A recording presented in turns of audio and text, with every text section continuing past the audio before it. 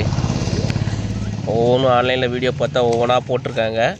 So நம்ம normal மண்ணில் சும்மா இந்த மாதிரி கிடக்கிற மண்ணில் இதை தழுக்க வைக்க போகிறோம். அதுக்கு முன்னாடி இந்த விதைகள் எல்லாம் சேதம் படாமல், அதாவது எதுவும் பூச்சிக்கிச்சு திங்காமல் இருக்கிறதுக்கு இந்த கத்தாழையை யூஸ் பண்ணுவோம்.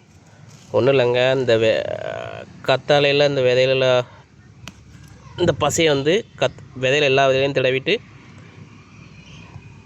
அப்படியே யூஸ் பண்ணுவோம். ஐயோ, ஏற்கனவே கத்தாழை கம்மியாக தான் இருக்குது. ஓகே, கத்தாழை எடுத்துட்டோம். இப்போ இந்த விதையை ஒவ்வொன்றா அது மேலே தடவிட்டு மண்ணுக்குள்ள வச்சுருவோம். இந்த பூவும் யூஸ் பண்ணிக்கிடுவோம். ஓகேங்க, இவ்வளோ பூக்கள் நம்ம அதில் விதைச்சிருக்கோம். இதோட விதையை போட்டிருக்கோம். எவ்வளோ தழுக்குங்கிறத பார்ப்போம். அதே ரூல் தான், தண்ணியை ஊற்றுறோம், அதுக்கு மேலே ஒரு சருகையை வச்சு மூடி வச்சுருந்தோம். சருகன்னா நார்மல் கவர் தாங்க, வேறு எந்த கவருக்கும் போக வேண்டாம், இந்த கவரே போதும். சரி, அந்த பூவோட சும்மா போட்டுருவோம். ஜஸ்ட் இது ட்ரை தான்.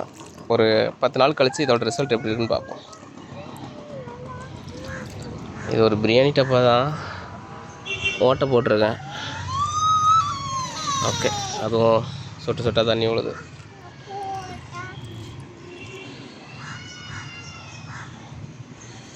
வேறு ஒன்றும் இல்லைங்க, அந்த எறும்பு எதுவும் வராது, இந்த விதையை தூக்கிட்டு போவேன், அதுக்காக தான் இது போடுறது.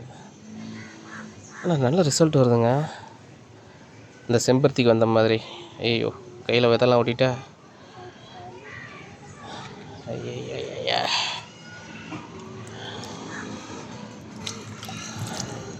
நம்ம செம்பருத்தி வச்ச இடத்துல அதே இடத்துல வச்சுருவோம். ஓகே, இது கீழே இருக்குது, செம்பருத்தி மேலே இருக்குது. செம்பருத்தி என்ன கண்டிஷனில் இருக்குன்னு பார்ப்போமா?